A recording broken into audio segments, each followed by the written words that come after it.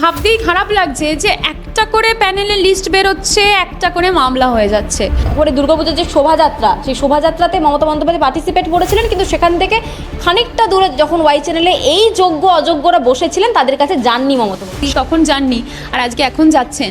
এটার উত্তর সত্যিই আমি দিতে পারবো না, কারণ সেই জায়গায় উত্তর দেওয়ার মতো অবস্থায় আমার মানসিকতায় নেই। অভিষেক বন্দ্যোপাধ্যায় কিংবা মমতা বন্দ্যোপাধ্যায় ঘনিষ্ঠ কেউ নাম জড়িয়ে থাকে, তাদের বিরুদ্ধে দল পদক্ষেপ নেবে?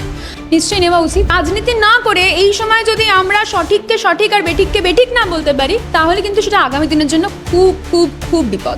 সুপ্রিম কোর্ট কিন্তু এই যোগ্য অযোগ্যের হিসাবটা জানতো আগে থেকে, তারপরেও যোগ্য অযোগ্যর হিসাব জানার সত্ত্বেও কেন যেন যোগ্য চাকরি প্রার্থী তারা কেন চাকরিটা পেল না। বা একটা পচা আলু যদি আলুর বস্তায় থাকে, আমাদের সঙ্গে সঙ্গে উচিত সেই পচা আলুটাকে তুলে সরিয়ে দেওয়া বা ফেলে দেওয়া। এইটা যদি আমরা করতে পারি, তাহলে আমার মনে হয় আগামী দিন ভালো আলুর বস্তা পেতে পারি। 2011 সালের আগে কি চাকরি হয়নি? আমরা ছোটবেলায় দেখিনি চিরকুটে দিদি যতই সুপ্রিম হোক, সেটা তো অবশ্যই সমর্থন করা যায় না। তবে আমি দৃঢ় বিশ্বাসী দিদি এই বিষয়ে হয়তো সেই বক্তব্য বলেননি। যদি বলে থাকেন তাহলে সেটা অবশ্যই লজ্জার। আমি 21শে জুলাই মঞ্চে বক্তব্য রাখলাম, তারপর আমাকে বলল চোর, চোর নেত্রী, চোর, চোরের মায় বড় গলা। আমার প্রত্যেকটা ভিডিও নিচে এইসব কমেন্ট আসে। চপ শিল্প বা চা শিল্প, এটা নিয়ে হয়তো আমরা খুব হাসাহাসি করি। আমরা কিছু হলেই বলি তুই চপ ভাজতে বসে পড়, চপ শিল্প কর। তোমাকে জিজ্ঞাসা করতে চলেছি ব্যক্তিগতভাবে, সত্যিই কি তৃণমূল কংগ্রেসের মধ্যে রয়েছে যে অভিষেকপন্থী মমতাপন্থীর মধ্যে একটা সংঘর্ষ রয়েছে, গোষ্ঠীদ্বন্দ্ব রয়েছে? রাজ্যে 25,752 জন চাকরি হারিয়েছেন, তারপর থেকে বিরোধীরা একের পর এক প্রশ্ন করেছেন শাসক শিবিরকে। কিন্তু শাসক শিবিরের তরফ থেকে গতকাল মুখ্যমন্ত্রী মমতা বন্দ্যোপাধ্যায় নিজের বিবৃতি জানিয়েছেন, এবং আজকে রাজ্যের শিক্ষামন্ত্রী তিনি কিন্তু নিজের যে বক্তব্য সেই বক্তব্য রেখেছেন। বাকি দলের যে নেতৃত্বরা রয়েছে তাদের তরফ থেকে সেরকমভাবে আমরা কোনো বক্তব্যই শুনতে পাইনি। অথচ আজকে সারা রাজ্য জুড়ে তৃণমূলের তরফ থেকে পথে নেমেছে তৃণমূলের ছাত্র নেতারা। তাদের দাবি, যেভাবে কেন্দ্রের তরফ থেকে ওষুধের দাম বাড়িয়ে দেওয়া হয়েছে সেই প্রসঙ্গকে টেনে তারা আন্দোলন করতে নেমেছে। কিন্তু যারা কালকে প্রায় 26,000 জন চাকরি হারিয়েছেন, তারা কোথায় যাবেন? তাদের কথা কি কেউ ভেবেছে? এই মুহূর্তে আমাদের সাথে রয়েছেন রাজন্যা হালদার। দিদি, তোমায় বাংলা হান্টে আমি স্বাগত জানাচ্ছি। প্রথম যে প্রশ্নের দিকে যাচ্ছি, গতকাল প্রায় 26,000 জন নিজের চাকরি হারিয়েছেন। মুখ্যমন্ত্রী সরাসরিভাবে বামেদের, বিজেপিদেরকে দোষ দিয়ে গেছেন। কোথাও কি রাজ্য সরকারের এতে হাত নেই? না, দেখো, প্রথমেই আমি বলছি এটা যে বাংলা হান্টের তরফ থেকে যে যারা সত্যি চাকরি হারালো তাদের দুঃখ, তাদের বেদনা, তাদের হতাশা আমি ভাষায় ব্যক্ত করতে পারবো না। মানে আমরা সত্যি এতটাই মর্মাহত এই ক্ষেত্রে। মানে টিভি খুললেই বা ফেসবুক স্ক্রল করলেই শুধু ওই কান্না জড়ানো মুখগুলোই দেখা যাচ্ছে। এটা সত্যি খুবই খুবই বেদনার। তবে এই মুহূর্তটা আমার মনে হয় দোষ দেওয়ার বা দোষারোপের নয়, এই মুহূর্তটা রাজনীতি করারও নয়। আমার প্রসঙ্গে, আমার বক্তব্যে একটুখানিও আমি চাই না আজকে রাজনীতি মেশানো থাক। কারণ যারা চাকরি হারিয়েছে তারা যোগ্য অযোগ্য সেই প্রশ্ন তো অনেক পরে হবে, কারণ সেই প্রশ্নের সঠিক কিনারা তো সুপ্রিম কোর্টও করতে পারেনি। এবং আমার খুব অবাক লেগেছে সুপ্রিম কোর্টের একটা রায়তে সুপ্রিম কোর্ট বলেছে যে যারা অযোগ্য তারা তাদের বেতনের ওপর 12% সুদ দিয়ে সরকারকে ফেরত দেবে। তাহলে সুপ্রিম কোর্ট কিন্তু এই যোগ্য অযোগ্যের হিসাবটা জানতো আগে থেকে। তারপরেও যোগ্য অযোগ্যর হিসাব জানার সত্ত্বেও কেন যেন যোগ্য চাকরি প্রার্থী তারা কেন চাকরিটা পেলো না বা চাকরি থেকে বঞ্চিত হলো বা তাদের কেন লিস্ট ক্যান্সেল হলো, এটা সত্যি একটা প্রশ্নের সম্মুখীন হওয়ার মতো। মমতা বন্দ্যোপাধ্যায় যখন সুপ্রিম কোর্টে এই রায়টা যায়, তখন তিনি বলেছিলেন যে আমি যোগ্য অযোগ্য কারা রয়েছে আমি ভাগ করে দেবো, কিন্তু রাজ্যের তরফ থেকে ওএমআর শিট জমা দিতে পারেনি রাজ্য সরকার। দায় তো রয়েছে রাজ্য সরকার। না, এটা তো ডেফিনেটলি, এটা তুমি যেই ইনফরমেশনটা দিলে এটা আমি আসতামই এই বিষয়ে। এটা সত্যি খুব মানে ভাবনাতীত বিষয় যে আমরা এখনো পর্যন্ত দাঁড়িয়ে আমাদের কোর্টকে সঠিক সেই তথ্য তুলে দিতে পারছি না। এটা সত্যি একটা কোথাও না কোথাও গিয়ে ভাবনার বিষয়, প্রত্যেকের মনেই উদ্রেক হবে, স্বাভাবিক। কিন্তু যেই জায়গায় এই মুহূর্তে দাঁড়িয়ে রাজনীতিকরণ করার চেষ্টা চলছে, আমার মনে হয় সেটা উচিত নয়। কারণ এটা আমি ব্যক্তিগতভাবে মনে করি যে যাদের চাকরি গেছে তাদের মধ্যে হয়তো অনেকে তৃণমূলেরও ভোটার, অনেকে সিপিএমেরও ভোটার, অনেকে বিজেপিরও ভোটার। তো সেই জায়গায় দাঁড়িয়ে একজন নাগরিক হিসেবে যদি দেখি, আমি যদি আজকে ওই চাকরি প্রার্থীদের জায়গায় থাকতাম তাহলে আমার আজকে কি অবস্থা হতো। আমি আমার নিজের হোম লোন নিয়ে, আমি হয়তো কোনো চাকরি প্রার্থীরা সদ্য বিয়ে করেছে, আমি সেটা মানে এইগুলো আমি ভাবছি সারাদিন, আমার মাথায় এগুলোই চলছে। কারো হয়তো সবে সন্তান হয়েছে, আমি শুধু ভাবছি তাদের একটা পার্মানেন্ট চাকরি, সরকারি চাকরি, যে চাকরিটা তারা যোগ্যতার বিচারে পরীক্ষা দিয়ে পেয়েছে, আমি যোগ্যতার কথা বলছি, তাদের হঠাৎ করে সেই জায়গাটা ভ্যাকেন্ট হয়ে যাওয়া, সেই জায়গা থেকে তাদেরকে সরিয়ে দেওয়া, এটা কোনো রাজনীতির বিষয় হতে পারে না। এবং অবশ্যই দেখুন, একটা আলুর বস্তায় যদি একটা পচা আলু থাকে, বাকি আলুগুলো আস্তে আস্তে পচতে শুরু করে, এটা আমরা জানি। সুতরাং এই দায় কার, এই দায় কে নেবে, এই দায়কে ঝেড়ে দেবে, আমি এই বিষয়ে একদমই যেতে চাই না। আমি শুধু এইটুকুই বলবো, একটা পচা আলু যদি আলুর বস্তায় থাকে, আমাদের সঙ্গে সঙ্গে উচিত সেই পচা আলুটাকে তুলে সরিয়ে দেওয়া বা ফেলে দেওয়া। এইটা যদি আমরা করতে পারি, তাহলে আমার মনে হয় আগামী দিন ভালো আলুর বস্তা পেতে পারি। দিদি, যারা তৃণমূল কংগ্রেস করেন, আপনার মতো যারা রয়েছেন এই জেনারেশনের, তারা অনেকেই কিন্তু অভিষেক বন্দ্যোপাধ্যায় কিংবা মমতা বন্দ্যোপাধ্যায়ের মুখ চেয়ে তার তিনি যে পথ দেখাচ্ছেন সেই পথকে অনুসরণ করে হাঁটছেন। কিন্তু মমতা বন্দ্যোপাধ্যায় ছাড়া যারা রয়েছেন, পার্থ চট্টোপাধ্যায় রয়েছে, এরপরেও একাধিক নাম উঠে এসেছে, জেল খেটেছে অনেকেই, তারা যে কাজগুলি করছে তার জন্য কোথাও গিয়ে মনে হচ্ছে না যে দলের যারা বড় মুখ রয়েছে, মমতা বন্দ্যোপাধ্যায়, অভিষেক বন্দ্যোপাধ্যায়, তাদের নাম কোথাও খারাপ হচ্ছে? না, এটা তো আমার মনে হয় যে অভিষেক বন্দ্যোপাধ্যায় তো সেই একই সুরেই কথা বলেছেন। আজকে আপনি যেটা বললেন, অভিষেক বন্দ্যোপাধ্যায় কিন্তু দিদিকে ইতিমধ্যে একটা গদ্দারদের লিস্ট ধরিয়ে দিয়েছেন।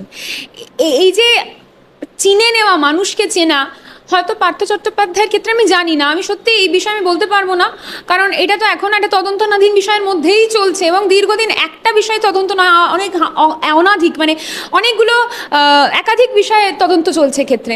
তো সেই জায়গায় দাঁড়িয়ে আমি এটুকুনি বলতে পারি যে আমরা যদি এখনই এই মুহূর্তে দাঁড়িয়ে, এই যে মুখ দেখে ভোটের কথাটা বললেন, বা মুখ দেখে মানুষ চায় যেটা বললেন, তাই জন্যই হয়তো কিছু কিছু মানুষ, আমি কিছু কিছু মিডিয়ায় দেখেছি যারা চাকরি প্রার্থী, তারা কিছু কিছু মানুষ বলেছে যে এই মুহূর্তে দাঁড়িয়েও তারা ভরসা রাখছে, কিছু কিছু মানুষ রাখছে।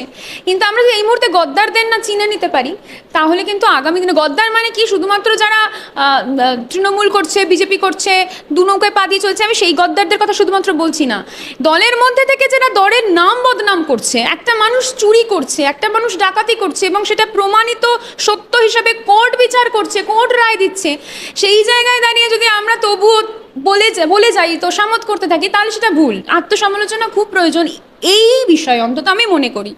আর যেটা তুমি বললে প্রথমে, যে তৃণমূল ছাত্র পরিষদ ওষুধের দাম নিয়ে মিছিল করেছে, এইটা নিয়ে কেন করছে না? দেখো, এই বিষয়টা এতটাই সেন্সিটিভ না, এতটাই সেন্সিটিভ যে এই বিষয়টা নিয়ে মিছিল বলো বা এই বিষয়টা নিয়ে মিটিং বলো, সত্যি কি এই মুহূর্তে দাঁড়িয়ে যাদের চাকরি গেল, তাদেরকে মমতা বন্দ্যোপাধ্যায় বলেছে যারা যোগ্য তারা আবার 3 ধাপের পরীক্ষা দেওয়ার সুযোগ পাবে উইথ অল আদার কনসেশন, এটা বলেছেন। কিন্তু এই মুহূর্তে তাদের যে ভ্যাকেন্ট স্পেসটা তৈরি হলো, হাহাকারটা, সেটা তো কোনো ছাত্র পরিষদই আটকাতে পারবে বলে আমার মনে হয় না, কোনো দলই, কোনো শাখা সংগঠনই সেটাকে সামলাতে পারবে বলে আমার মনে হয় না, ভর্তি করতে পারবে বলে আমার মনে হয় না। তো সেই জায়গায় দাঁড়িয়ে আমার ব্যক্তিগতভাবে মনে হয়েছে, এবং আমি আরও মানে এই 26,000 প্রায় সংখ্যাটা তাদের যখন দেখছি, আমার এটা মনে হচ্ছে ব্যক্তিগতভাবে যে রাজনীতি না করে এই সময় যদি আমরা সঠিককে সঠিক আর বেঠিককে বেঠিক না বলতে পারি, তাহলে কিন্তু সেটা আগামী দিনের জন্য খুব খুব খুব বিপদ। দিদি, কালকে যখন সুপ্রিম কোর্টের এই রায় তুমি শুনলে, রাজনৈতিক দল বাদ রেখে একজন রাজ্যের সাধারণ নাগরিক হিসেবে, একজন এই জেনারেশনে যারা আমরা এতদূর পড়াশোনা করেছি শুধুমাত্র চাকরি পাওয়ার জন্য, এই রায় শোনার পর তোমার কেমন লাগলো? কি মনে হয়েছিল? রাজ্যের কি অবস্থা? না, সত্যি রায় শোনার পর খুব অবাক হয়েছিলাম, কারণ হাইকোর্টের রায়ের পরেই তো সুপ্রিম কোর্টে যাওয়া হয়েছিল। দেখুন, প্রথম বিষয় হচ্ছে যে যারা চাকরি প্রার্থীরা, তারা বিকাশবাবুর প্রতি ভরসা রেখেছিল। আমি কাউকে দোষারোপ করছি না, আমি কিন্তু কোনো দলকে ক্ষেত্রে দোষারোপ করছি না, আমি একদম ইন্ডিভিজুয়াল হিসেবে বলছি। বিকাশবাবুর উপর ভরসা রেখেছিল। বিকাশবাবু তাদেরকে বলেছিল যোগ্য অযোগ্যের হিসাব যে 5,000 নয়, সংখ্যাটা 10,000-এর ওপর হতে পারে, এবং যোগ্য অযোগ্যের হিসাব ব্যালেন্স করা বা যোগ্য অযোগ্য নির্ধারণ করা, সেটা নিয়ে অনেক কথা হয়েছে, সেটা হাইকোর্টেও হয়েছিল, সেই মামলায় সুপ্রিম কোর্টে গেছে। কিন্তু তারপরেও যারা বিকাশবাবুকে দিনের পর দিন তাদের বেতন থেকে টাকা কেটে কেটে দিয়েছে, বা বিকাশবাবুকে যারা তাদের মামলাটা লড়ার জন্য সুযোগ করে দিয়েছে, সত্যি তো বিকাশবাবু কিন্তু সেই জায়গাটা রাখতে পারলেন কি? আমার এটা প্রশ্ন, মানে এটা আমি লয়ার বিকাশবাবুর কাছে প্রশ্ন করছি, রাজনৈতিক বিকাশবাবুর কাছে নয়। তিনিও তো সেই জায়গাটা রাখতে পারলেন না, প্রথম বিষয়। আর দ্বিতীয় বিষয়, আজকে অযোগ্য বলুন যোগ্য বলুন, এক্ষেত্রে হয়তো আমাকে বায়াসড লাগবে মানে শুনতে গেলে। ধরুন, এমন অনেক অযোগ্য যারা দুর্নীতির সঙ্গে যুক্ত, আমি মনে করি যাদের কাছে প্রচুর কোটি কোটি টাকা আছে, তারা টাকা দিয়েছে, চাকরি পেয়েছে, এটা তাদের জন্য নয় আমার এই বক্তব্যটা। এমনও অনেক মানুষ আছে যাদের কাছে ওই চাকরিটাই হয়তো মুখ্য বিষয় ছিল পরিবারে, তাদের পরিবার হয়তো একটা চাকরিতে চলতো, তারা হয়তো তাদের জমি বিক্রি করে, বাড়ি বন্ধক রেখে, গয়না বন্ধক রেখে সেই টাকাটা কোনো নেতাকে দিয়েছিল, সেই নেতা চাকরিটা করে দিয়েছিল। তাদের কথাটা ভাবুন তো, সেই অযোগ্যদের কথা বলছি, যারা এরকম অবস্থায় তাদের চাকরি পাওয়ার আশা রেখেছিল, সেই অযোগ্যদেরও আজকে তাদের পুরো সমগ্র মাইনের 12% সুদ দিয়ে, সুদ সমেত সেটা ফেরত দিতে হবে। তার কাছে হয়তো আর ফেরত দেওয়ার মতো কিছুই নেই, সে তার জমি বিক্রি করে দিয়েছে, ঘর বন্ধক রেখে দিয়েছে, গয়না বন্ধক রেখে দিয়েছে। আমি শুধু ভাবছি যে আমাদের হাহাকারটা ঠিক কোন জায়গায় চলে গেছে, এবং এটা শুধুমাত্র কিছু মুষ্টি সংখ্য বা মুষ্টিমেয় মানুষের জন্য, যে আজকে আমাদেরকে এমন একটা হাহাকার দেখতে হচ্ছে, একটা রাজ্যে দাঁড়িয়ে 26,000 চাকরি চলে যাওয়া, এবং এই চাকরি চলে যাওয়ার পেছনে কত মানুষের, কত অসংখ্য মানুষের, অসংখ্য পরিবারের হাহাকার। এটা সত্যি সত্যি আমাদের কাছে বেদনার বিষয়। আমরা হতাশ, মানে এইটা দেখার পর সত্যি হতাশ। কিন্তু তবুও মুখ্যমন্ত্রী মমতা বন্দ্যোপাধ্যায় তিনি ভরসা দিয়েছেন, এবং তিনি যে বক্তব্য রেখেছেন গতকাল আমরা শুনেছি লাইভে এসে, যে তিনি বলেছেন যে যারা যোগ্য তাদেরকে উইথ অল কনসেশন 3 ধাপের যে পরীক্ষা সেটা দিতে হবে।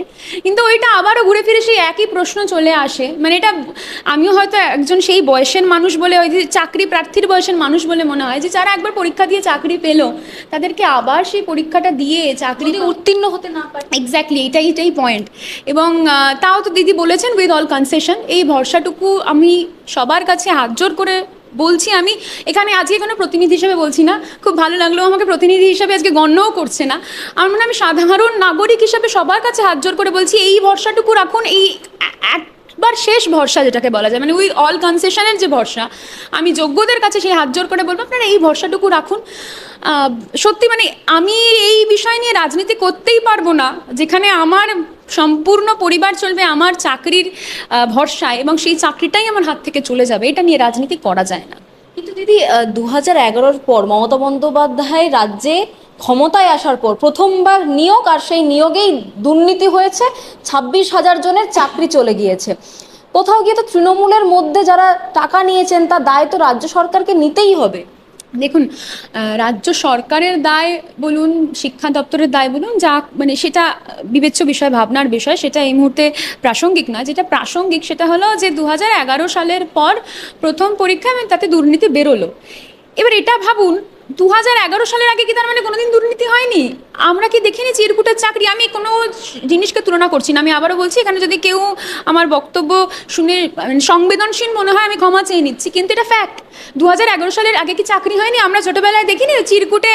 আমি এমনও ঘটনা জানি, আমার এক বন্ধুর ঠাকুরদা এবং তার বন্ধু তাদের টিকিটের ওপর নাম লিখে দিয়ে পাঠিয়ে দিয়েছে, বলেছে হ্যাঁ হয়ে যাবে, তুই নিয়ে নে। মানে তারা এখন সেই কথাগুলো বলতে পারে, রিলেট করতে পারে, এরকম তো চাকরি হয়েছে। যদি 2011 পর মমতা বন্দ্যোপাধ্যায় ক্ষমতায় আসার পরে এই চাকরি, যারা বাম আমলে চাকরি পেয়েছিল, তা নিয়ে কেন পথে আন্দোলনে নামে না? এইটা ডেফিনেটলি খুব উল্লেখযোগ্য বিষয়। আসলে আমরা না ওই প্রতিহিংসা পরায়ণতাটা দেখাতে পারিনি, বা প্রতিহিংসা পরায়ণতার থেকে ভালো কথা বলবো, ওই বদলার মনোভাবটা আমরা দেখাতে পারিনি। এটা যদি সত্যিই আমরা দেখাতাম আগে, এটা না মানে সমগ্র তৃণমূল ছাত্র পরিষদের যারা যুব সম্প্রদায়, অভিষেক বন্দ্যোপাধ্যায়ের আদর্শের সম্প্রদায়, বা যাদের মধ্যে এখনো পর্যন্ত সেই প্রাণ সঞ্চারটা ঘটছে, অগ্নিস্ফুরণটা রয়েছে, তাদের মধ্যে এটা চলে যে একবার যদি দিদি বলে দেয় যে বদলাটা কিন্তু সবসময় লাঠি হাতে নয়, বদলাটা হচ্ছে সেই তথ্যগুলো তুলে ধরা হবে। 2011 সালের আগে কীভাবে চাকরি দুর্নীতি হয়েছে, 1993 সালেই ঘটেছে চাকরি দুর্নীতি, এবং তখনও অনেক মানুষের চাকরি চলেও গিয়েছিল। তো সেই তথ্য কিন্তু আমরা সবাই মিলে একসঙ্গে পরিবেশন করতে পারি, কিন্তু আমরা হয়তো আমাদের সুপ্রিমো থেকে সেই অর্ডারটুকু পাওয়ার অপেক্ষায় ছিলাম। তবুও বলবো, দিনের শেষে 1993 সালে হয়েছে, মানে 2016 সালের যে লিস্ট সেটা 2025 সালে এসে রায় বেরোবে, বাতিল হবে, সেটা হতে পারে, এরকম নয়।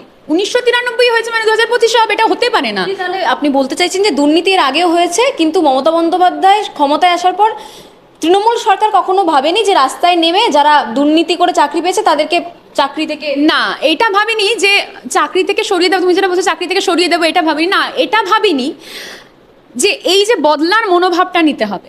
আজকে সত্যি যাদের চাকরি চলে গেল, যোগ্য অযোগ্য সবার কথা বলছি, সবার যাদের সত্যি চাকরি চলে গেল, এবং যারাই অযোগ্য 5,000-এর জন্য বা 10,000-এর জন্য চাকরি পেল না, আমি সেই সংখ্যাটাও বলছি, তাদের কথা ভাবো তো। এই একেই সবাই মানে একটা কোনো ইস্যু পেলেই বলতে শুরু করবে যে রাজ্যে চাকরি নেই, দেশে চাকরি নেই, এত ছেলে মেয়ে রাজ্যের বাইরে চলে যায়, দেশের বাইরে চলে যাচ্ছে। সেখানে দাঁড়িয়ে 26,000 প্লাস সংখ্যা ধরছি আমি, যাদের চাকরি গেছে সেই প্যানেলের কথা বলছি না, যারা অযোগ্যদের জায়গায় চাকরি পেতে পারতো সেই সংখ্যা ধরে বলছি। 26,000 প্লাস যে সংখ্যাটা হতো, সেই সংখ্যাটা চাকরি থেকে বঞ্চিত থাকলো। মানে এটা আমাদের ভবিষ্যৎ প্রজন্মের জন্য রাজনীতির বাইরে, লিঙ্গ বর্ণ ধর্মের বাইরে গিয়ে বলছি, ভবিষ্যৎ প্রজন্মের জন্য কতটা প্রশ্নচিহ্ন, কতটা সমগ্র বিশ্বের কাছে লজ্জার মুখ যে এই প্রায় এতগুলো মানুষ হাহাকার করছে। এটা সত্যি লজ্জার মুখ একটা।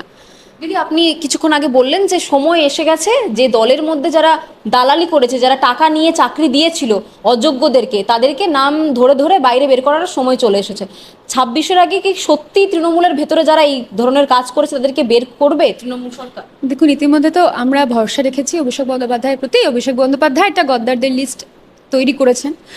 আমি আশা রাখছি যে আরও দ্রুত এই বাছাই পর্বটা শুরু হোক, কারণ যত দ্রুত শুরু হবে না, শনাক্তকরণ যত দ্রুত শুরু হবে যে কে সত্যি টাকা চুরি করেছে আর কে সত্যি অকারণে তার ফল ভোগ করছে। আজকে ধরুন তো, আজকে আমি বলছি, মানে এটা খুব মজা করেই বলছি, আমি 21শে জুলাই মঞ্চে বক্তব্য রাখলাম, তারপর আমাকে বললো চোর, চোর নেত্রী, চোর, চোরের মায় বড় গলা। আমার প্রত্যেকটা ভিডিও নিচে এসব কমেন্ট আসে। আচ্ছা, আমি কি চুরি করেছি? আমার দোষ কি? আমি কি চুরি করেছি, না আমি ডাকাতি করেছি, না আমি বলেছি কাউকে চাকরি করে দেবো? আমার বিরুদ্ধে এই দোষ আজ অব্দি, আমি জোর গলায় বাংলা হান্টে বলছি, জোর গলায়, আমি তৃণমূল করি, আমি যা খুশি করি, আমি সাধারণ নাগরিক হিসাবে থাকি, তবুও কেউ আজ অব্দি আমার বিরুদ্ধে এই কথা বলতে পারবে না যে আমি কাউকে চাকরি দেওয়ার নাম করে বলেছি, আমি টাকা চুরি করেছি, আমি ত্রিপল চুরি করেছি, আমি অন্য যে কোনো রেশন চুরি করেছি, বা যে কোনো দুর্নীতির সঙ্গে যুক্ত রয়েছে। এটা কেউ বলতে পারবে না, আমি ব্যক্তি রাজনাকে কেউ বলতে পারবে না, এটা আমি বিশ্বাস রাখি। তাহলে আমরা কেন এটা সাফার করবো? আমি বক্তব্য রেখেছি, আমি ভালোবেসে দল করেছি, আমি জোর গলায় বক্তব্য রেখেছি, আমার মনে হয়েছে মুদ্দামতার সঙ্গে বক্তব্য রেখেছি, আমি ভালোবেসে দল করছি। আমি কেন চোর এই তকমাটা শুনবো? তাই না? আমি তো চুরি করিনি, আমি কেন চোর তকমা শুনতে যাব? কিন্তু দলের মধ্যে টাকা নিচ্ছে কর্মীরা, কিন্তু দলের যে নেতৃত্ব রয়েছে তারা জানেই না। দেখুন, হতে পারেন এইটা অনেক সময় হয় যে ওই যে বললাম যে একটা পচা আলু আছে, এবার বাকি আলুরা প্রথমে তো সেটা শনাক্ত করতে পারছে না, তার ভেতরে সেই পচনটা রয়েছে। কিন্তু দিদি, মমতা বন্দ্যোপাধ্যায় বলেছিলেন যে খাও, মিলেমিশে খাও, মিলেমিশে খাওয়ার কথাও মমতা বন্দ্যোপাধ্যায় আমি বিশ্বাস করুন, দিদির এই বক্তব্য যে মিলেমিশে খাওয়া বক্তব্যকে আমি মনে করি এটা একদমই এই বক্তব্যের সঙ্গে সংযুক্তিকরণ নেই, ঘটনার সঙ্গে সংযুক্তিকরণ নেই। দিদি হয়তো সেটা বলতে চেয়েছিলেন, ওই যে অনেক সময় হয় না, ওই দিদি এর সময় টাকা দেয় দুর্গাপুজোর সময় ক্লাবগুলোকে, হয়তো সেই ঘটনা কেন্দ্রিক বলতে চেয়েছিলেন। আমি এই বক্তব্যকে যদি দিদি এই বিষয়েই বক্তব্য বলে থাকে, দিদি যতই সুপ্রিমো হোক সেটা তো অবশ্যই সমর্থন করা যায় না, তবে আমি দৃঢ় বিশ্বাসী দিদি এই বিষয়ে হয়তো সেই বক্তব্য বলেননি। যদি বলে থাকেন তাহলে সেটা অবশ্যই লজ্জার আমাদের, কারণ আমরা এখনও বলছি আত্মসমালোচনার জায়গায় দাঁড়িয়ে রয়েছি, এখনও দাঁড়িয়ে রয়েছি, এরপরে হয়তো আর দাঁড়িয়ে থাকবো না, বিশ্বাস করে। এরপরে হয়তো সেই সময়টা আমরাও ফেস করবো। আজকে একজন আমাকে ফেসবুকে লিখছেন যে এটা যদি, সে আমার মানে সিনিয়র ইউনিভার্সিটি, সে আমাকে লিখছে যে এটা যদি তোর সঙ্গে হতো। আমি তাকে লিখলাম যে একদমই ঠিকই বলেছেন তিনি, যে এটা যদি আজকে আমার সঙ্গে হতো, বা এটা যদি আজকে এমন কারোর সঙ্গে হতো যে হয়তো ওতপ্রোতভাবে দলের সঙ্গে যুক্ত রয়েছে এবং তার চাকরিটা চলে যাচ্ছে এবং সে যোগ্য, এই তিনটে ক্রাইটেরিয়া তার পরিপূর্ণ রয়েছে, তাহলে তার কেমন লাগতো? এটা ফ্যাক্ট। এটা যদি আজকে আমার সঙ্গে হতো, রামসাব যদুমধুর সঙ্গে হতো, এই সেম জিনিসটা আমরাও বলতাম, তাদের জায়গায় গিয়ে হাহাকার আমাদেরও হতো। তো সেই জন্য আমার মনে হয় যে এখনো সময় আছে। অভিষেক বন্দ্যোপাধ্যায়ের ওই গদ্দারদের লিস্টটা বা অভিষেক বন্দ্যোপাধ্যায়ের ওই বাছাই পর্বটা আমার মনে হয় যত দ্রুত শুরু হওয়া যাবে তত ভালো। 26,000 জনের চাকরি বাতিল হয়েছে, তার প্রভাব কি 26-এর বিধানসভা ভোটে পড়তে চলেছে বা পড়তে পারে? দেখুন, বিধানসভা ভোট আবার আলাদা বিষয়। আমি মনে করি অবশ্যই 26,000 জন মানে তো প্রায় 26,000 জন মানে তো সেটা 26,000 জন এক একটা পরিবার, সেই পরিবারই ইন্টু 4 করে লোকজন রয়েছে। জানি ইতিমধ্যে বিজেপি বামেরাও আজকে পথে নেমেছে। এটাই না খুব অপ্রত্যাশিত, বিশ্বাস করো, যে আমরা এই ঘটনাটাকে নিয়েও রাজনীতি করতে পথে নেমে পড়েছি। আমরা এই ঘটনাটা নিয়ে এটা দেখছি না বা এরকম কোনো পাশে কে দাঁড়ালো, at the end of the day পাশে কে দাঁড়ালো? দিদি, তাদের পরবর্তী যে প্রক্রিয়া তার কথা কে বললেন? দিদি। কোনো বাম বিজেপি বলেননি। বামকে দায়িত্ব দিয়ে তারা এই পুরো প্যানেলটার যে বিচার ব্যবস্থা বা যে লয়ার সেটা তারা বিকাশবাবুকে চুজ করেছিলেন। বিকাশবাবু কিন্তু সেক্ষেত্রে ব্যর্থ হয়েছে। তাহলে পাশে কে দাঁড়ালো? দিদি দাঁড়ালেন কিন্তু শেষে। হ্যাঁ, তবে যেভাবে পাশে দাঁড়ানো হয়েছে, এই যে আবার পরীক্ষায় উত্তীর্ণ হওয়া, সেটা সত্যি একটা প্রশ্নচিহ্নের সম্মুখীন হওয়ার কথা। কিন্তু তুমি যেটা বলছো যে সবাই পথে নেমেছে, ছাব্বিশের প্রভাব পড়বে কিনা, ভোট এভাবে হয় না। আমি খুব কম সময় ভোট করেছি এবং আমি দেখেছি, আমি যতদূর দেখেছি ভোট এভাবে হয় না। ভোটে অনেকগুলো ফ্যাক্টর থাকে, তার মধ্যে তো অবশ্যই বিভিন্ন ইস্যু থাকে, তৎকালীন ইস্যু থাকে, সাম্প্রদায়িক ইস্যু থাকে, সাম্প্রতিক ইস্যু থাকে। এবার কোন ইস্যুটাকে কে কোন বিরোধী কিভাবে কাজে লাগাবে, সেটা আমাদেরকে তৃণমূল কংগ্রেসকে আরও ভালোভাবে লক্ষ্য করতে হবে এবং আরও আণুবীক্ষণিক যন্ত্রের মাধ্যমে মানে আরও স্পেসিফিক্যালি সেটাকে দেখতে হবে, অনুবীক্ষণ করতে হবে, এটা আমি মনে করি। মমতা বন্দ্যোপাধ্যায় 7 তারিখে বৈঠক ডেকেছেন, যারা চাকরি হারিয়ে ফেলেছেন তাদের সাথে একটা বৈঠক ডেকেছেন। কোথাও কি মমতা বন্দ্যোপাধ্যায় একটা মানে ভয় পেয়ে ডেকেছেন যে নবান্ন অভিযান পাছে করে না নেয় যারা চাকরি পেয়েছে, সেই নবান্ন অভিযান কি ঠেকানোর জন্যই কি তিনি আগে থেকে বৈঠক? না না না না, আমার এটা মনে হয় না। এটাই যদি হতো না, তাহলে দিদি অনেক আগেই মানে এই যে দিদি বলছে যে একটা concession with all due respect and concession তারা আবার পরীক্ষা দিতে পারবে, এইগুলো না দিদি বলতেন না। আমার মনে হয় এই কারণে দিদি নিশ্চয়ই বৈঠকটা ডাকেননি মনে হয়। আমি বিশ্বাস রাখি যে দিদির বৈঠক ডাকার পেছনে আগেও তো বৈঠকে বসতে পারতেন, কারণ ওয়াই চ্যানেলে আমরা দেখেছিলাম 1.5 মাস পর্যন্ত তারা বসেছিলেন একবারে কোলের শিশুকে নিয়ে খোলা আকাশের নিচে। সেখান থেকে কিছুখানি দূরে আমরা দেখেছিলাম একবারে দুর্গাপুজোর যে শোভাযাত্রা, সেই শোভাযাত্রাতে মমতা বন্দ্যোপাধ্যায় পার্টিসিপেট করেছিলেন, কিন্তু সেখান থেকে খানিকটা দূরে যখন ওয়াই চ্যানেলে এই যোগ্য অযোগ্যরা বসেছিলেন তাদের কাছে যাননি মমতা বন্দ্যোপাধ্যায়। সত্যি সেটা দিদির থেকে তো সবাই প্রত্যাশা করে, এটা তো স্বাভাবিক। তিনি তো সুপ্রিমো মানে শুধুমাত্র যে দলের সুপ্রিমো তা না, রাজ্যেরও সুপ্রিমো। দিদি থেকে এই প্রত্যাশা নিশ্চয়ই সকলের থাকে। তবে আমার মনে হয় যে দিদির এই যে তাদেরকে আগামী 7 তারিখ যে ডাকার পরিকল্পনা, এটা একেবারেই তাদের পাশে থাকার জন্যই। আমি আবারও বলছি যে এক্ষেত্রে দাঁড়িয়ে আমি দলাদলি করতে পারি না, রাজনীতি করতে পারি না, তাই আমি ও যে প্রশ্নটা আমাকে করলো তার উত্তর এভাবে সত্যি দিতে পারবো না। দিদি তখন যাননি আর আজকে এখন যাচ্ছেন, এটার উত্তর সত্যিই আমি দিতে পারবো না, কারণ সেই জায়গায় উত্তর দেওয়ার মতো অবস্থায় আমার মানসিকতায় নেই। এর উত্তর কী বা দেবো আমি? দিদি তখন কেন যাননি, দিদি এখন কেন ডাকছেন? কিন্তু আমি মনে করছি, আমি আশা রাখছি যে আমাদের রাজ্যের সুপ্রিমো, তিনি তো রাজ্যের সুপ্রিমো, দলের বাদ দিলাম, রাজ্যের সুপ্রিমো হিসেবে তিনি নিশ্চয়ই তাদের পাশে থাকার জন্যই আগামী 7 তারিখ রাখছেন। দিদি, আজকে আপনি যে বক্তব্যগুলো রাখছেন রাজ্যের একজন সাধারণ নাগরিক হিসেবেই রাখছেন। আরেকটা প্রশ্ন করতে চাইছি, মমতা বন্দ্যোপাধ্যায় কয়েক মাস আগে কোথাও গিয়ে একদিন বলেছিলেন যে এই সরকারি চাকরি করলে অনেক কিছু ইন্টারভিউ দিতে হয়, অনেক কিছু চক্কর কাটতে হয়, তার থেকে ভালো চপ শিল্প করুন কিংবা চা শিল্পে মনোযোগ দিন। কোথাও গিয়ে কি উনি জানতেন যে রাজ্যের মানে শিল্পের দিক থেকে কিংবা কর্মক্ষেত্রে এমন দুরবস্থা হয়ে গেছে, তাই সে কারণেই কি চপ আর চা শিল্পের নিদান দিয়ে রেখেছিলেন আগে থেকে? না দেখুন, এক্ষেত্রে আমি বলবো চপ শিল্প বা চা শিল্প এটা নিয়ে হয়তো আমরা খুব হাসাহাসি করি, আমরা কিছু হলেই বলি তুই চপ ভাজতে বসে পড়, চপ শিল্প কর। কিন্তু চপ শিল্প আর চা শিল্পও কিন্তু আমাদের কুটির শিল্প বলো বা আমাদের সমগ্র পশ্চিমবঙ্গের এমন অনেক বিপিএল ক্যাটাগরি রয়েছে যাদের কাছে কিন্তু এটাই একমাত্র পথ। কিন্তু দিদি, পিএইচডি করা এমনও লোক চাকরি হারিয়েছেন, তারা কি এখন চপ শিল্প চা শিল্প নিয়ে বসে? না ডেফিনেটলি, কিন্তু সেটা তো শুধু আমাদের রাজ্যে এরকম নজির রয়েছে আমি যেটা বলবো না। এই যে ডলি চায়ওয়ালা, যা সে নাকি ইঞ্জিনিয়ার, সম্ভবত ইঞ্জিনিয়ার বা বিটেক কিরকম কিছু একটা করেছে, তাই কি? যদি আমি ভুল না হই, মানে এমবিএ চায়ওয়ালা, তো তারাও তো এমবিএ করে বিভিন্ন রাজ্যে বসে আছে, চা শিল্প খুলেছে। তো তখন তো তাদের সেই রাজ্যকে নিয়ে আমরা প্রশ্ন করি না বা সেটা তো বলি না। কিন্তু সেটা শুধু পশ্চিমবঙ্গ এলাই বলি, কারণ মমতা বন্দ্যোপাধ্যায় সেখানে বিপিএল ক্যাটাগরিদেরকেও বলছে যে তারাও ঘরে বসে না থাক, তারাও তাদের মতো তাদের আর্থিক সংস্থানটা জোটাতে পারুক। যে কারণে দিদি বিভিন্ন জায়গায় দোকান খুলে দেওয়ার ব্যবস্থা করেছে, বিভিন্ন রকমের সাহায্য করা হয়েছে, লোন ব্যবস্থা করা হয়েছে। শিক্ষিত যুবক যুবতীকে চা আর চপ শিল্পের নিদান দিয়েছেন, পরামর্শ দিয়েছেন মুখ্যমন্ত্রী। আগে থেকে কি জানতেন যে তিনি সরকারি চাকরি দিতে পারবেন না শিক্ষিতদের? না, এটা তো একদমই সেটা হতে পারে না। উনি কি করে জানবেন? এটা তো আমার মনে হয় ওনার পক্ষে জানা সম্ভব নয়। উনি জানলে তো তাহলে বিকাশবাবুরাও জানতে পারতেন। কিন্তু সত্যি কথা বলছি, যে আজকের যে ঘটনা এবং সেই ঘটনার সঙ্গে যদি আমি এখন অপ্রাসঙ্গিকভাবে চা শিল্পের দিকে চলে যাই বা চপ ভাজা শিল্পের দিকে চলে যাই, তাহলে সেটা সত্যি কাম্য নয়। আজকের ঘটনার জন্য আমাদের প্রত্যেককে এই দাবিতে নামতে হবে, এই দাবিই রাখতে হবে যে যাদের অন্যায্যভাবে চাকরি গেল তাদের যেন ন্যায্যভাবে চাকরিটা ফিরিয়ে দেওয়া যায়। তার সঙ্গে চা শিল্প চপ শিল্পের কোনো সংযুক্তি নেই।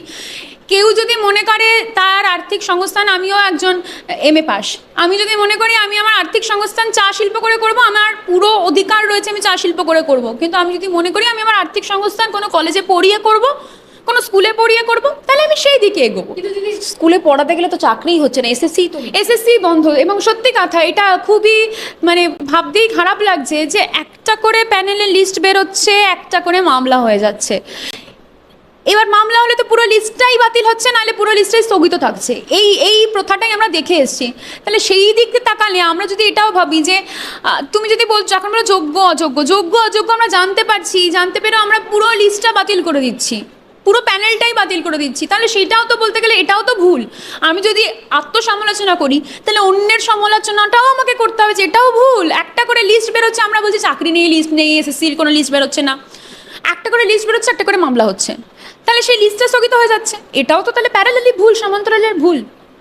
একদম অন্তিম প্রশ্নে চলে যাচ্ছি। আপনি বললেন যে অভিষেক বন্দ্যোপাধ্যায় ধরে ধরে গদ্দারদের একটা লিস্ট তৈরি করছে। যদি সেই লিস্টে কোনো মন্ত্রী ঘনিষ্ঠ বা অভিষেক বন্দ্যোপাধ্যায় কিংবা মমতা বন্দ্যোপাধ্যায় ঘনিষ্ঠ কেউ নাম জড়িয়ে থাকে, তাদের বিরুদ্ধে দল পদক্ষেপ নেবে? নিশ্চয়ই নেওয়া উচিত। আমি তো মনে করি নেওয়া উচিত। তুমি যদি আমাকে দলীয় রাজন্যা হিসেবে প্রশ্ন করো, আমি তো মনে করবো নেওয়া উচিত। কেন নেওয়া উচিত না? কারণ আজকে আমাদের প্রাক্তন শিক্ষামন্ত্রী, তার সঙ্গে এত বড় একটা স্ক্যাম জড়িয়ে রয়েছে, এত বড় একটা বৃহৎ, এখন তো মানে আরো অবাক হয়ে যাচ্ছি, আরো কত কি স্ক্যাম বেরোবে আমরা জানি না। তাহলে তার বিরুদ্ধে যদি দল পদক্ষেপ নিতে পারে, তাহলে নিশ্চয়ই মন্ত্রী ঘনিষ্ঠ বা অভিষেক বন্দ্যোপাধ্যায় ঘনিষ্ঠ, মমতা বন্দ্যোপাধ্যায় ঘনিষ্ঠ যদি কারোর নাম থাকে নিশ্চয়ই নেবেন। এই আশা অন্তত আমরা রাখতে পারি। কিন্তু কুণাল ঘোষের মতো যারা জেল খেটে এসেছেন এক সময় কোনো দুর্নীতিতে নাম যাদের জড়িয়েছে, তারা পুনরায় আসার পর দলের তরফ থেকে মুখপাত্র করে দেওয়া হয়েছে। পার্থ চট্টোপাধ্যায়ের প্রসঙ্গ কালকে মমতা বন্দ্যোপাধ্যায় তুললেন যে পার্থ চট্টোপাধ্যায় অনেক দিন ধরে এখনো পর্যন্ত জেলে রয়েছেন, সিবিআই কিছু করতে পারছে না, তার বিরুদ্ধে কোনো রকম কিছু দেখাতে পারছে না। পার্থ চট্টোপাধ্যায় বা পার্থ চট্টোপাধ্যায়ের মতো যারা জেল খেটে চলে এসেছেন, তারা দলে ফিরে এলে তাদেরকেও কি বড় পদ দিয়ে দেওয়া হবে না? দেখুন, সেটা তো সুপ্রিমো ডিসাইড করতে পারবে এবং অভিষেক বন্দ্যোপাধ্যায় ডিসাইড করতে পারবে। তবে আমি আশা রাখছি আমরা নতুন যারা প্রজন্ম, মানে এটা বলতে গেলে কোনো লজ্জা নেই, ভয় নেই, দ্বিধা নেই, যারা নতুন প্রজন্ম তারা এমন মুখকে আবার সেই বড় পদে দেখতে বা কোনো চমকপ্রদ পদে দেখতে ইচ্ছুক নয়, এইটা আমি বলতে পারি, এটা আমি আমার জায়গা থেকে বলতে পারি। এবার বাকিরা কে কি করবে, কে কি বলবে, সেটা তো তাদের ডিসিশন, আমার ডিসিশনে তো আর দল চলবে না, বলো, এটা তো স্বাভাবিক বিষয়। রাজনৈতিক বিরোধীদের একটা কটাক্ষ বারবার আমরা শুনি, অভিষেকপন্থী রয়েছে, মমতাপন্থী রয়েছে, দুজনের মধ্যে সংঘর্ষ রয়েছে। তোমাকে জিজ্ঞাসা করতে চলেছি ব্যক্তিগতভাবে, সত্যিই কি তৃণমূল কংগ্রেসের মধ্যে রয়েছে যে অভিষেকপন্থী মমতাপন্থীর মধ্যে একটা সংঘর্ষ রয়েছে, গোষ্ঠীদ্বন্দ্ব রয়েছে? আমি ব্যক্তিগতভাবে কোনোদিন সেটা দেখিনি বা ফেস করিনি, আর কিন্তু আছে দলের মধ্যে গোষ্ঠীদ্বন্দ্ব আমি ফেস না করলে আমি কি করে বলবো আছে কি নিয়ে, আমি ফেস করিনি। তবে দুটো ভাগাভাগি হয়ে আছে, মানে অভিষেকপন্থী রয়েছে, মমতাপন্থী আলাদা আলাদা রয়েছে। আমার মনে হয় না এরকম বিষয় রয়েছে। দেখো, অভিষেক বন্দ্যোপাধ্যায়ের ব্যাপারটা আমি বলি, অভিষেক বন্দ্যোপাধ্যায় একটা নতুন প্রজন্মকে তুলতে চায়, যারা শিক্ষিত প্রজন্ম, মার্জিত প্রজন্ম এবং যাদের মধ্যে যাদের সঙ্গেই কালিমার সম্পর্কটা নেই। আর মমতা বন্দ্যোপাধ্যায়ের সঙ্গে যারা দীর্ঘদিন ধরে রয়েছেন, মমতা বন্দ্যোপাধ্যায় তাদেরকে সঙ্গে নিয়ে এগিয়ে যাচ্ছেন। এবার তাদের মধ্যে কিছু কিছু মানুষের সঙ্গে এই কালিমালিপ্ত ব্যাপারটা চলে আসছে, কিছু করার নেই। একটা মানুষ দীর্ঘদিন যদি একই ক্ষমতায় থেকে থাকে না, তার মধ্যে লালসা লোভ বেড়ে যায়।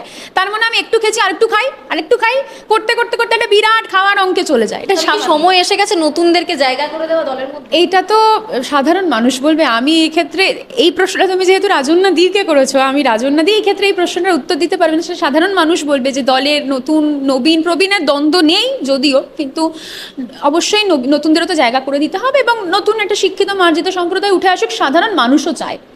তো সেটা মানুষই বুঝুক, মানুষই ডিসাইড করুক। বাংলা হান্টের আরও খবর দেখতে নজর রাখুন। বাংলা খবর মানেই বাংলা হান্ট।